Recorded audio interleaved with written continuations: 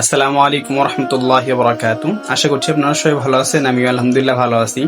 তো অনেকদিন যাবত ভিডিও করা হচ্ছে না, তো আজকে ভাবলাম যে আজানকে নিয়ে একটু সূরা পড়ি। তো আজান কিন্তু মাশাআল্লাহ সূরা মুলক সূরা পারে। আজান মুলক সূরা পারো না তুমি? তাহলে আমরা একটু মুলক সূরা শুরু করি। হ্যাঁ, আউযু বিল্লাহি মিনাশ শাইতানির রাজীম। আউযু বিল্লাহি মিনাশ শাইতানির রাজীম। বিসমিল্লাহির রহমানির রহিম।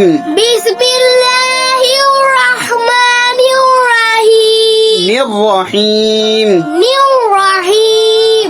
তাবারাকাল্লাযী বিয়াদিহিল মুলক।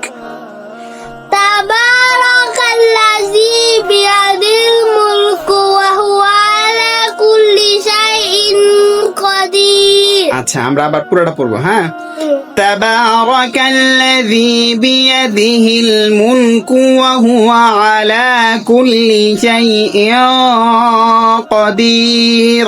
তাবারাকাল্লাযী বিয়াদিল মুলকু ওয়া হুয়া আলা কুল্লি শাইইন কাদির। الذي خلق الموت الذي خلق الموت حياة ليبلوكم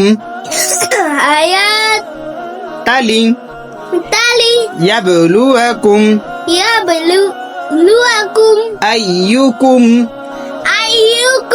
أحسن عملا أحسن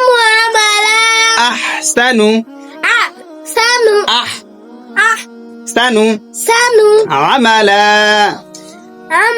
وهو العزيز الغفور. صدق الله العظيم. মাশাআল্লাহ। আজান মোটামুটি আসলে সূরা মুলক সূরা শিখতেছেন, যার কারণে একটু সমস্যা হচ্ছে।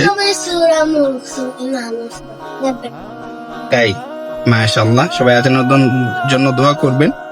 ও একবার কায়দা খতম দিয়েছেন, এখন আবার রিডিং করে খতম দিবে ইনশাআল্লাহ। তো বেশি দিন লাগবে না, এর মধ্যে ওর কায়দাটা শেষ হয়ে যাবে, আম্পারা ধরবে। সবাই আজানের জন্য দোয়া করবেন যাতে ও সহি শুদ্ধভাবে কায়দা শেষ করতে পারে।